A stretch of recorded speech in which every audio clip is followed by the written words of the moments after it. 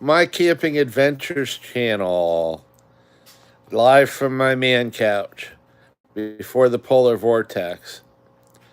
Looks like most of the country is going to be hit with extreme cold temperatures starting Monday morning. Just in time for the inaugural Luther King Day, Polar Vortex. Wow. Anyway, I strongly urge anybody who doesn't have an alternative way to heat their house to check out my short and video on the Mr. Heater Buddy Heater. Hey, Zacchaeus, how you doing? Hope you got some sleep. It's on about getting sleep for your brain. Well, it's the weekend. Worked another week, so now I'm trying to reach out to all my subscribers on my channel. Again, most of the United States is going to be hit with the polar vortex. Places in Minnesota can see temperatures as low as negative, I think, 31 with associated wind chills. We're supposed to get down to -2 here with wind chills of -25. It's probably a balmy day for Zacchaeus, but he has saunas. Hey, Zacchaeus, guess what? At my work for, not power, but the heater was out for 2 days in the main heater area. Had a little space heater. I cranked it up high, and then I left it on high. When the heat came back on, it was like a little mini sauna. Thought of you. Anyway, it got too high, so I eventually had to turn it down. I felt like my boots were baking. Anyway, yeah, polar vortex is coming, and get this. Where we live right now, the temperature's above freezing. It's kind of a rainy, sleety snow, and everything's melting. But then the problem is later it's going to turn to ice, and then it's going to all freeze up. So I got a free $8 smoothie waiting for me at Tropical Smoothie Cafe. I'm going to go out and get that before everything freezes. Anyway, I wanted to do this live chat. Went to a cool place last night called Otis 12. They have over 100 different kinds of wings. I got the bombers. The bomber wings are really, really good. I think they're a mix of a bunch of different stuff. And I got their signature Otis 12 wings, which had pineapple and teriyaki and brown sugar and Jack Daniels. It was really, really good. I got 20 wings, ate about 12 of them, and my wife only ate half her cheeseburger, so I got about 8 wings and half a cheeseburger for lunch. I made out. And get this, the Manhattan is the official drink of the My Camping Adventures channel. And most places where you go here, Manhattans are $12 or old fashions are $12, which is crazy. I went to one place and it was $15, and they gave you half a bar glass full of liquor. It was just crazy. Anyway, I appreciate all the people that are in here right now. I have a very special favor to ask you. I'm almost at 1,000 subscribers. I'm at about mystery shop, outdoor gear, gear reviews, survival tips, shorts and videos, cute wildlife, talks about food, live streams like this. And when I get a chance to get out there, adventures of my camping adventures. So I kayak, I e-bike, I camp, I explore the woods, I look for bipedal apes. So if you guys can please click subscribe today, because I'm going to do everything I possibly can within reason to get up to 1,000 subscribers. I'd really appreciate it.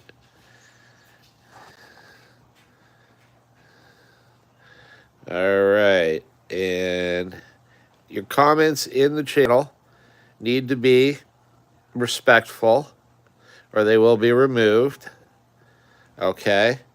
I have subscribers that are from 8 to 98. And this channel, I want to make these live streams where we can chat back and forth. Okay? Well, guess what? Uh,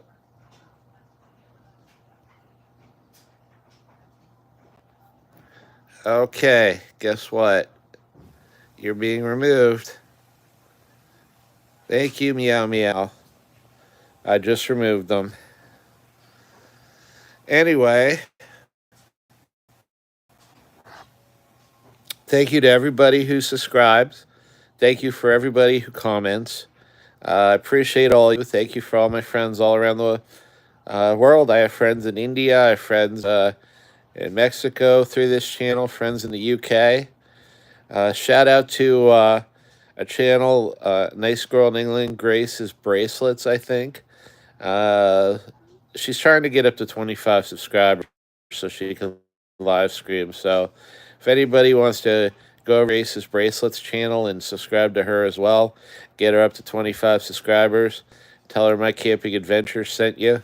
That'd be appreciated. Anyway, I'm not going to say what that is because I have no idea what that means. Yeah, this shirt is Sportsman's Warehouse. Sportsman's Warehouse is the big camping place just right after me. They have a nice store. Oddly enough, it was supposed to be a Cabela's. Then Dick's came in and made it a Field and Stream. And Dick's kind of played around in the real outdoor scene and decided they didn't want to, so they closed Field and Stream. And thankfully, a real outdoor store, Sportsman's Warehouse, came in and bought it. So I'm like Norm from Cheers up there. I was actually thinking of doing a live stream from their lounge area with their fireplace later. But anyway, I go up there, I do mystery shops, I get some of my gear, but I also get it online from Cabela's. I'm like a gear picker. I look for the cool, unique, affordable thing that's really going to help, and then I buy it. And I've been picking gear since 1992. So a lot of the knives that I have, they're like, well, they don't even make them anymore. Like all the Bear Grylls knives, I did a video on that. I got a really cool knife from SOG. It's a tactical camp knife. It has red and white LEDs built into it. I don't know, I guess when you're slicing up a deer at midnight and you don't have your headlamp, you can see because you have the SOG tactical camp knife, or you're slicing salami. I don't know.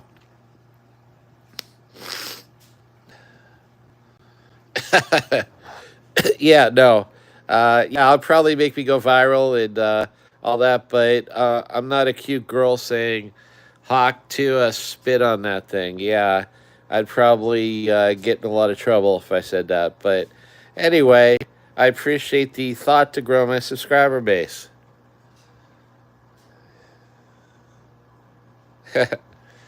Triple Lou, how you doing? Okay, Sportsman's Warehouse sweatshirt, because it's above freezing right now, but pretty soon it's going to go down to freezing. We're having a polar vortex come in. Most of the United States, I'm right on Lake Erie. It didn't freeze. It's kind of funny that I went to Sportsman's Warehouse and they have all these ice fishing things out, but the lake didn't freeze. What advice would I give to my 17-year-old self? Well, I'm going to tell you this. The advice I'd give to my 17-year-old self would have been to, how can I say that? All the nice girls that wanted to be friends with me were the ones I should have gone out with. All the girls that I chased after that were the cool girls or were chasing after the jocks was a little bit of everything that I tried to go out with or ended up going out with before I met my wife. I guess to my 17-year-old self, the people that are interested in you and like you are the people you should pay attention to, because the ones that you may be interested may be only interested in themselves. That's what advice I'd give to my 17-year-old self. And also start saving money as fast as you freaking can. Put a nickel away. Put a dime away. Start learning things. Don't count on anybody else to teach you how to do anything. That's the advice I give.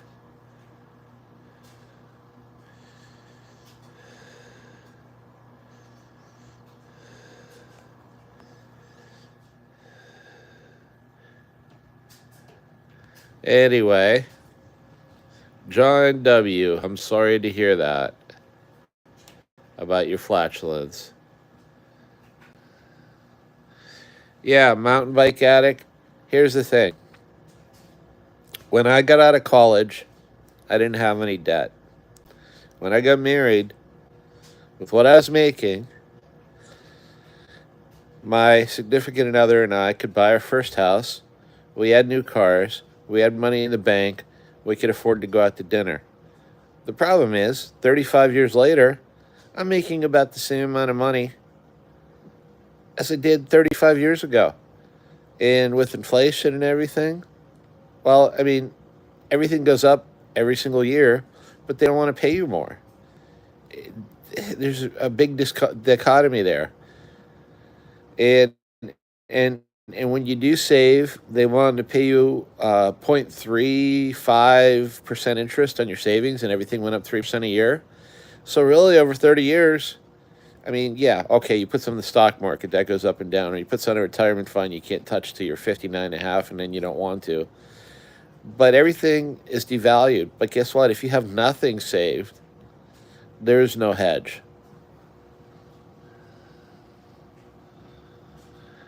Dude, I'm in a job where I don't get a raise. I have to create my own income. And guess what? People don't have any money. It's hard to do that. But yeah, exactly. It's like the people saying the economy is okay are the people, the 1/10 of the 1%, the 1%, and then the 10% that are professional class that support them, and maybe the other 10% that support them. You know, 60% are just getting by, and then they're trying to squeeze the 20% that are traditionally the middle class that's left. That isn't the top 20, but they're not at the bottom 50 or 60 that they've worked all their lives. They're trying to squeeze them into nothing. And unfortunately, that's the truth. Hey, hello, India. Hello. Hi, India. Hey, I need help from you guys. I need help from every single person on this chat right now. Please subscribe to my Camping Adventures channel. One of the milestones of YouTube is 1,000 subscribers. It starts letting you do other things that I can't do right now with the channel. Also, yeah, there's nobody on here that has any money to donate, and I don't want anything from anybody that doesn't have a ton of money and just feels like it. But I do have a PayPal link on my channel if you do want to donate to the My Camping Adventures channel. Every dollar that I get will go towards supporting more gear and equipment to make videos, to go places, to have more adventures. It's expensive to drive 60, 70 miles away, go in the woods for 2 or 3 days, film, and then come back.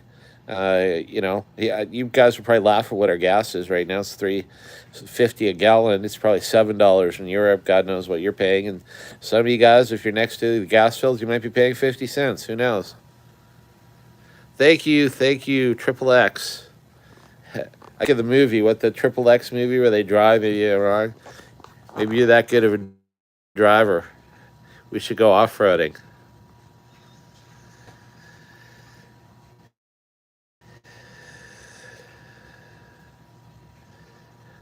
Nobody, you are anything but nobody. You are somebody. I appreciate you, nobody.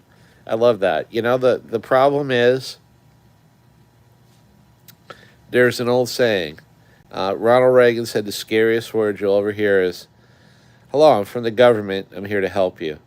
Okay, whenever anybody wants to say they help you, it means they want to take money from you and support their cause. That's my theory. Okay, great. I'll work. I'll pay my fair share of taxes, fix my road, pay my police officers, pay my firemen, pay my emergency services, use some money to help the people that need to be fed. You know, when you donate to a lot of these major organizations, the money doesn't go where you want it to. And then if you donate to the smaller ones, the bigger ones say, "Well, we have the jurisdiction over this." I, well, I get it, but I don't get it. I should be able to walk up to my local mom and pop organization that's trying to help people and say, here's a cot, here's a blanket, the ones that need it, and will use it to help. This channel is the My Camping Adventures channel. It's a channel dedicated to, well, my camping adventures, kind of like a poor man's Truman Show, mystery shops, where I go into outdoor stores and look for gear that might help you in a survival, camping, or emergency situation. Gear reviews, shorts, shorts on food, shorts on cute animals, shorts on survival tips, and live chats like this where we meet people all around the world. Lovebug, can I tell you a Bigfoot story that's true? This is about 10 years ago. I was camping on my land in the middle. No, no, yeah, no. I don't have a foot in the grave and one in quicksand. But thank you for thinking that. And if you think I'm old, that's sad because I'm 58. That's a new 40. Anyway, long story short, I do things that some of you younger people would probably fall over on because I'm taking younger people out with me. And they don't like the bugs. Or what? We're eating oatmeal that was cooked on a camp stove? Where's Starbucks? I've taken cold showers in the rain. I've lived alone in the woods for days with what I had on my back. And I've come out a better person for it. But back to the Bigfoot story. About 10 years ago, I was camping in my tent, and it was 1:30 in the morning.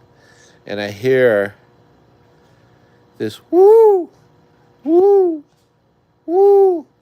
It woke me up. I'm like, crap, what is that? Grab my bear spray. It wasn't an owl. It was, I can't do a Bigfoot sound in here. Be like, woo, woo, like that, all right?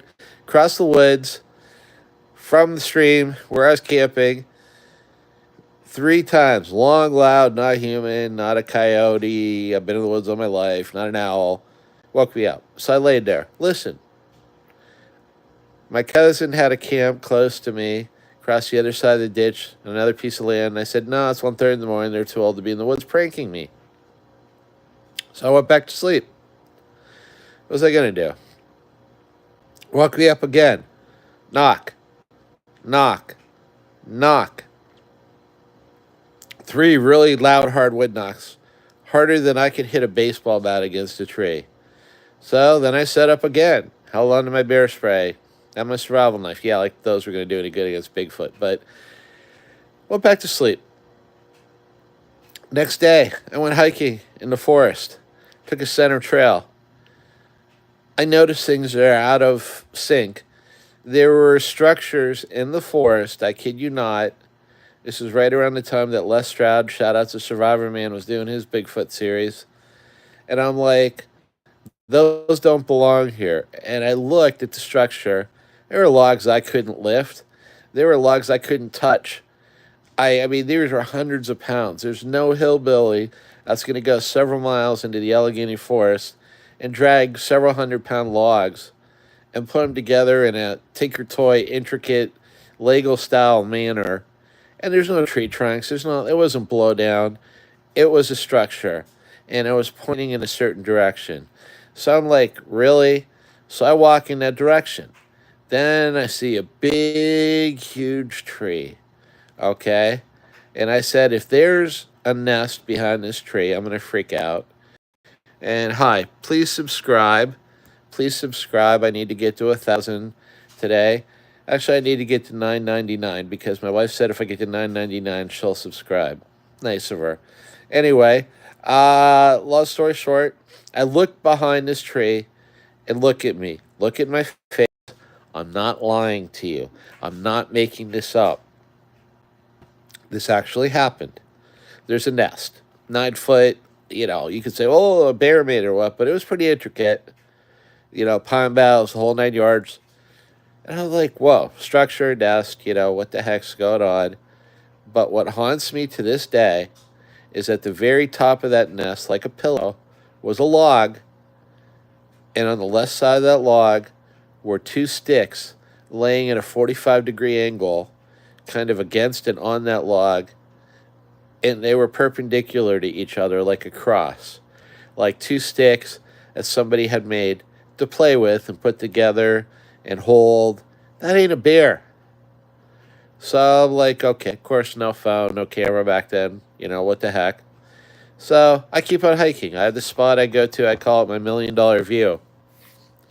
Could get up a hill, hang my hammock, look out, down into the valley, over the stream, into a clearing on the other side. And I think I always imagine that's where Bigfoot would be watching me.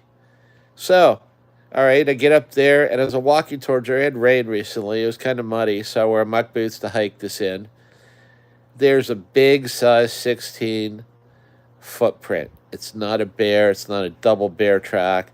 It's not a hillbilly with big feet and big toes and super fat. And I put my size 11 boot next to it, and it looked like a kid's shoe. Of course, no camera. Who's going to believe me? Whatever. Walk up, lay in my hammock, eat my lunch, make my green tea, my camp stove, hike back. As I'm hiking back, I find another print going back kind of towards my camp area. I'm a couple miles from my land. And again, it's in the muddy part, crossing like a watery thing. And then another half of a print about 6 or 7 feet on the other side. So I keep on walking down the trail. And I get to the very end before there's some gas fields. And I was going to take that as a shortcut and then take the road back down to my land. And I see what looks like a deer skin had been spread out like a blanket or a picnic cloth on the ground. Only the deer skin had probably, decomposed away and the hair was there. But all the hair and the outline of the deer skin was there. And at each corner of where that deer skin would have been was a deer broken in half. At each corner, like you'd hold down a tablecloth in the wind or a picnic blanket in the wind. No hillbilly would have done that. No hunter would have done that. So I'm like, all right, so this is kind of cool. So I hike back to my land. Yes, I go back to my tent. Yes, I sleep there at night. And the next day I go to the end of my land where the trail starts to go into the forest. And there's an owl skull hanging in a tree. The tree that enters where the land is that I would start to go hiking on. And it wasn't there before, like it was a gift. So I figured, if Bigfoot does exist, I'm not looking for him. He knows I'm there. And I also think that if there's an animal like this, they're seasonal. They migrate. The blackberries were out in full force back then when I saw this. And to be honest with you, the last 2 or 3 years, I haven't seen or heard anything. I did find a track recently this last year, but that's about it. But in the forest, the Kinzu Railroad Bridge, they have, on record, the park office on camera has dark bipedal shapes about 2 or 3 o'clock in the morning walking around the park office after a Bigfoot calling contest had been held there the year before. So closest I've come to actually ever seeing one, I think, was when I hike onto my land. I use a headlamp. Here's a survival tip for all of you. Wear a headlamp. Wear a bright headlamp. Shine in the woods as you're walking at night, because you'll see predators. You'll see their eye shine. It'll warn you something's there. Humans don't give off eye shine. So anyway, walking onto my land, this is about 100 yards away. There's a spot on my property that there's a big tree about 12, 13 feet high with like a wide crick in it, about 8 feet, and then a spot of land you could stand on, and behind that the creek. Perfect ingress and egress Perfect place to stand if you want to spy on somebody walking the path onto my land. And I look, and I kid you not, and I see two red eyes, about 8 feet high, and the eyes move back and forth like that twice. I turned around. I had bear spray. I had a survival knife. Went up to another camp that my friend was at. Said, bring your gun and come down to my land with me. We came down to my land. Of course, nothing's there. Oh, dude, it was probably a raccoon. No. Recently, the last time I camped on my land, it was summer, about 10:15 at night, I was sitting by my campfire, and I do a security check. I shine my headlamp to see if there's any predators around. I'd say about 50 yards, there's a ditch and then more foresty area that leads to a stream. On the other side, I hear this loud guttural growl, like it wasn't a wolf. I don't know what the heck it was. It wasn't a bear. I didn't see any eyeshine, but that freaked me out. It's the weirdest thing I had this year. And, sitting by the fire, had my bear spray, had my surround knife. What am I going to do? Thank you. I have a lot of interesting stories. I've had a lot of interesting adventures. And I've done a lot of interesting survival stuff. So that's why I kind of started this channel. Kind of hard to do when you work every week. But, hey, I'm 58. I'm going to be 59. As one guy said, I don't have a foot in the grave and the other in the quicksand yet. I got a lot more camping adventures into me. Whoop, whoop. Hey, Tanya Charlie, I love that name. Hey, can you subscribe to Tanya? I love your name. Okay. Sorry. Let me see. What happened? Janice, Joseph, please subscribe if you haven't. I'm going to tell you what happened after that. I have a brother-in-law who is a Bigfoot aficionado, and at the time I didn't have a trail cam. So he gave me his trail camera. I went out to that same path, about 2-3 miles in the woods, about the halfway point between where I found the nest on that same trail and my land. There's a tree with a branch about 15 feet high. Threw a rope over the branch, hung, I don't know if it was, I can't remember if it was like a Clark bar or Snickers bar, a candy bar, like about 13 or 14 feet high, higher than any bear could get, about 12 or 13 feet from the tree. Nobody could have crawled on that branch, got on that rope the way we hung it, not even a raccoon or whatever, and got that candy bar. Positioned the trail cam so we could see that candy bar and anything walking along the trail, and left it there for 3 months. Came back 3 months later, had about 100 pictures on the trail cam. I would say 96 of them were deer. Oddly, we got like a coyote, a bear, 2 bear shots, and we got something that appeared to cover the whole area but was blurry and furry. It was one of the last shots we got. And the candy bar was gone.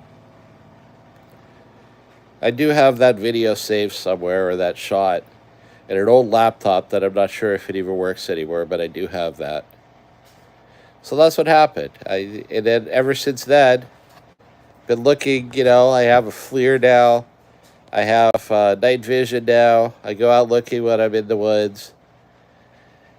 And generally I have a camera now. I have a GoPro.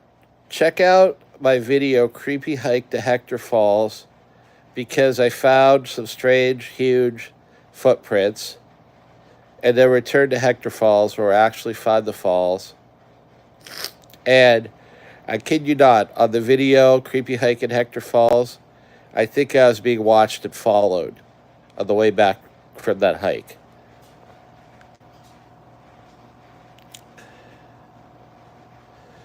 Well, the camera was away from where the thing was hanging. So if you put the camera like on a tree before the trail, and the field of view.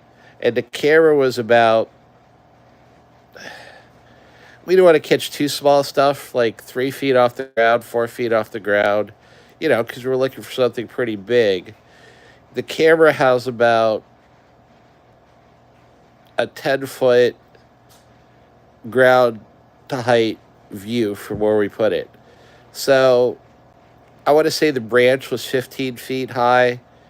The candy bar might have been 12 feet. The camera was 3 or 4 feet. You can see the candy bar, where the candy bar was, and the tip of the candy bar of the camera.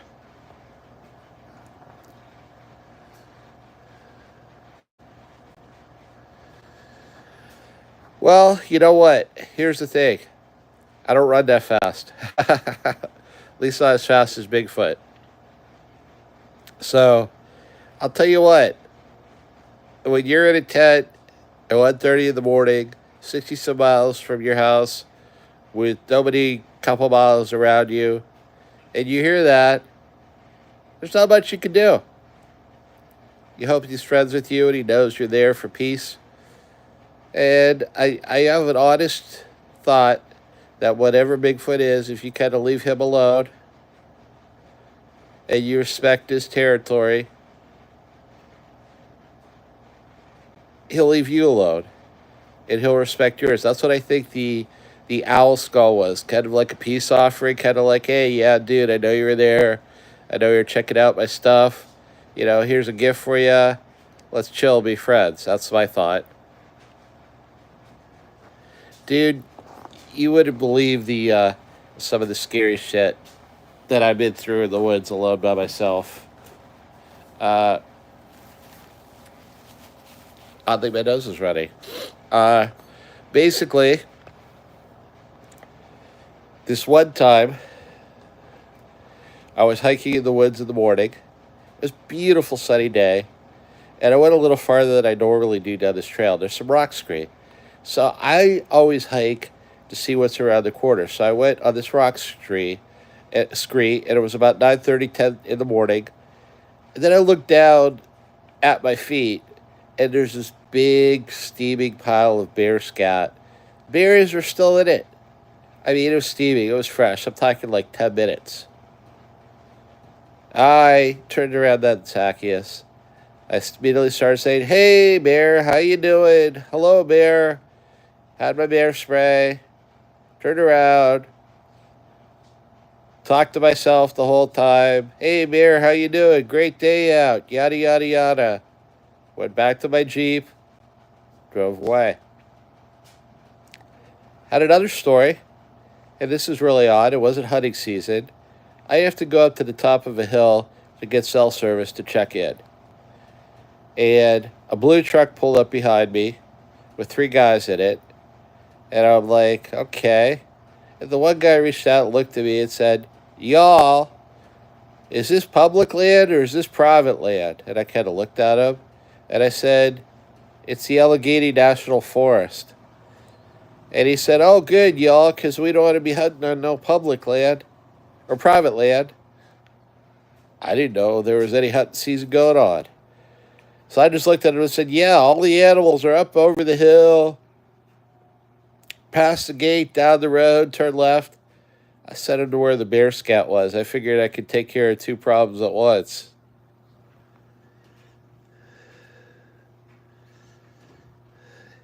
Huh. Yeah. If I saw a Bigfoot beneath the stall in a Walmart bathroom, I would, leave in a hurry. Or probably freeze up. But I can kind of believe you. You'd see that there. Hey, an interesting story here as well. They found a coyote, or a live coyote somehow got into a freezer section of an Aldi's. That was pretty interesting. Uh, I don't know what I'd do if I was reaching for my eggs at Aldi's and there's a coyote standing there looking at me in the freezer.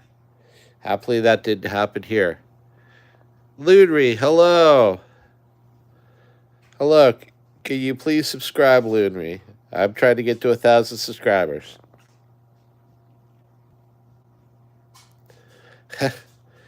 Yeah, there's so much crap going on, Green Gordon, and none of us have a say in any of it. They just want us fighting each other while they go and no matter who's there, do what they want to, and all we can do is be kind to each other. Ludri. Sorry, Ludri. Shout out to Ludri. One problem with being 58 is you need cheaters, so trying to live stream and look at the screen, a little hard. Yeah, you know what? If raiding Congress helped, it'd be a much better country right now. I think it's ground level. We all gotta do what we can and push it up. Sorry very much that I said your name wrong. I say my name wrong sometimes, so please forgive me. Anyway, this is the My Camping Adventures channel, and I appreciate all you guys. Okay, yeah, that's something I could probably do. Happy birthday, Joshua. This is the My Camping Adventures channel, and I want to say, Joshua, have a happy birthday. Blow out your candles, and please have an extra piece of cake for me. How's that?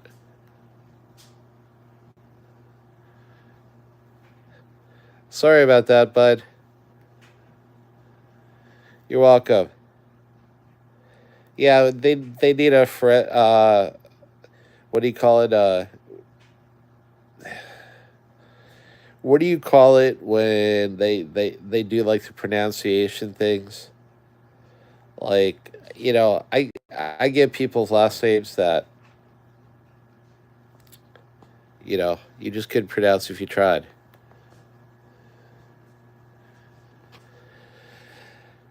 I support anything that allows us to freely go on camping adventures, to talk to each other, to peacefully express our views with each other, and to support and be kind to each other, that lowers our cost of living, that increases our quality of life, and allows us to take care of our family better. That's what I support. And I also support the right to say things like, I believe in Jesus. And I wish you well.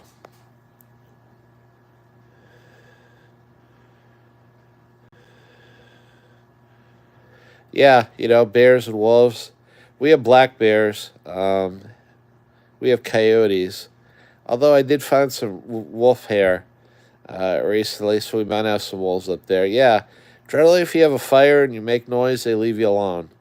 I do always carry bear spray and a survival knife. Now, here's the other thing. And this still makes me angry to this day. My cousin had a salt lick and would put food out, their leftover lettuce and stuff. They throw, for the birds, for the animals. Well, guess what that attracts? Bears. And my camp was a tent. So I was sitting out there with my brother-in-law and two friends by the fire, and we hear a noise. We hear a log crack.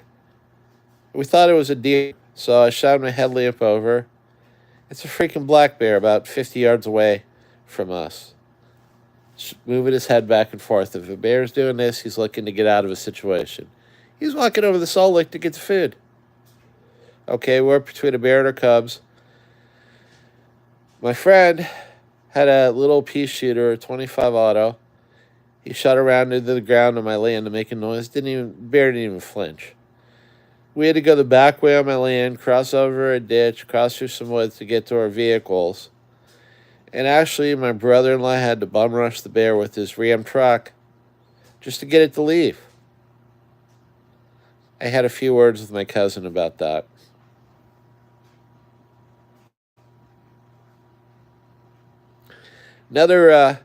Another survival situation that I was in, and I should have known this. It had rained earlier in the week a lot. We went camping that weekend. The creek was about 3 or 4 feet below, like crusting, 1 to 2 feet deep. We went to sleep. Well, I wake up in the morning. Well, I wake up about 1:30, 2 o'clock in the morning, and I hear it. It almost sounded like a freight train. And I'm like, crap, I got to get up and check out what this is. So I get up, put my boots on, put my headlamp on, stick my head out the door, and the stream is roaring like a river about 2 to 3 inches from cresting and wiping us out. It had risen 3 feet in probably 2 or 3 hours. I look around us, and we're in a little bit of higher piece of land. And there were some areas where the land was lower that the creek had started to leak and was flooding the land around us with several inches, maybe 6 to 8 inches of water already. So we got up, we took all the expensive stuff, the electronic gear, and we put it in a beach cart I had. And we set out to go back across a ditch that acts like a dam and a firewall to the other side where my Jeep was. And I hit a log underneath the water with both my feet, and I go down and face plant in the water at 1:30 in the morning in the dark. My friend's like asking, where are you? Where are you? And I get up, I said, you didn't see me fall? Well, we got all the stuff back to the Jeep, and we sat there for about an hour, and we decided to go back and check. My friend got the bright idea, there's a stick or a log sticking out of the creek, to watch that log sticking out of the creek to see if the creek was going down or rising more. We watched it for about another hour. It went down about 3 or 4 inches. We knew the water was receding and had crested. Brought all the stuff back, went to sleep for the rest of the night, and the water was about a foot lower in the morning, but still about 2, 3 feet higher. So I've had some interesting times. I am 58 and a half years old. My birthday's coming up in a couple months. I'll be 59.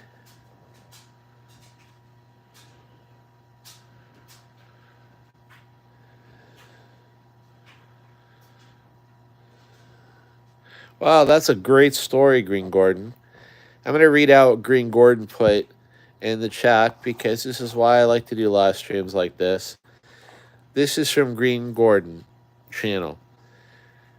I didn't see all of his posts, so I think he's talking about bears. When he moved on, they used my fire pit to do their business and ruined my fire pit. Like they instinctively knew that would keep humans away. You're exactly right. They were sending you a message.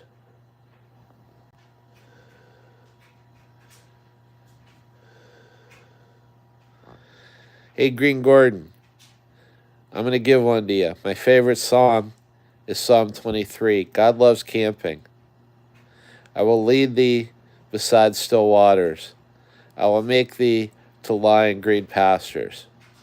Now, you tell me that does not say that God loves, and we go camping,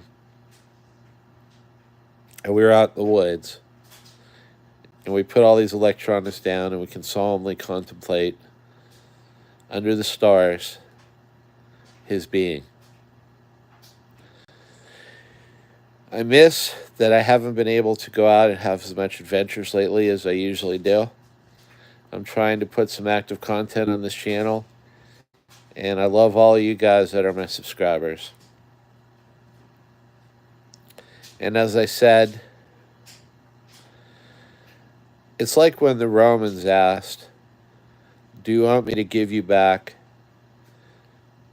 your Jesus? And they said, no, we want Barabbas. The world hasn't changed much. They still want Barabbas.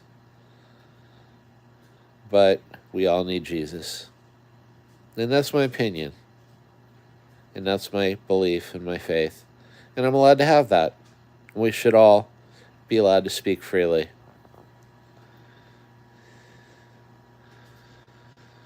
So, anyway, I love all you guys. Keep your comments respectful. Be nice and kind to each other. And go have your own camping adventures. This is the My Camping Adventures channel. Please like, click, share, and subscribe. And if any way you can help me get up to 1,000 subscribers, I'd appreciate it. And also, if you can go over to a nice English girl's channel, Grace's Bracelets, and help her get up to 25 subscribers so she can live stream, I'd appreciate it.